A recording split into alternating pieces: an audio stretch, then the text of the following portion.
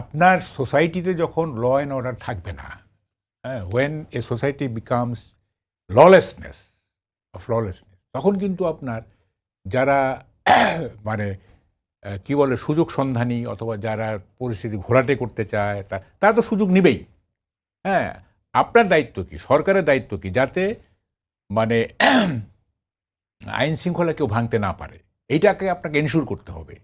হ্যাঁ, আপনার লুজ আইন শৃঙ্খলা পরিস্থিতি তো ধরেন যে এখন ধরেন আওয়ামী লীগ মনে করেন বা ছাত্রলীগ মনে করেন, তারা তো চাইবেই যে মানে গভর্নমেন্ট ডিস্টেবিলাইজড হোক, ওটা চাইতেই পারে। এটা আমাদের দেশের পলিটিক্সে এগুলো হয়ে আসতেছে রে ভাই, আপনি তো জানেন সব। হ্যাঁ, করতে পারে। তাহলে এই সুযোগটা কেন কেন পাবে? বা অন্য কোনো, আওয়ামী লীগের কথা বাদ দেন, অন্য কোনো সুযোগ সন্ধানীরা যদি এটা করতে চায় কেন করতে পারবে? আপনি তো আপনার এই লুজ অ্যাডমিনিস্ট্রেশনে তো তারা সুযোগ পাবে, তাই না? আপনাকে তো অ্যাডমিনিস্ট্রেশনটা ঠিক রাখতে হবে। আমরা কি করছি গত 7 মাসে, কি করছি? আমরা সব অ্যালাউ করি নাই। নট অনলি অ্যালাউ, আমরা এনজয় করছি না মব মব ভায়োলেন্স, মানে সরকারে যারা মানে থাকে, এগুলো এনজয় করছি তো আমরা, মব ভায়োলেন্স।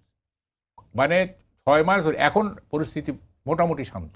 এটা এটা এটা মানে নিডলেস টু রিপিট, এটা এখন পরিস্থিতি মব ভায়োলেন্স মানে নেই বললেই চলে বর্তমান, মানে ঈদের আগ পাশ পর্যন্ত। এতদিন কি হয়েছে?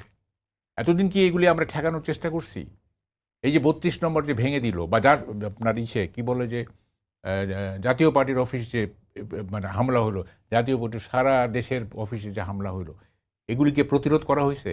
এগুলি কি মানে কি বলে যে প্রোটেকশন দেওয়া হয়েছে? তো এগুলি তো সবাই উৎসাহিত হয়েছে।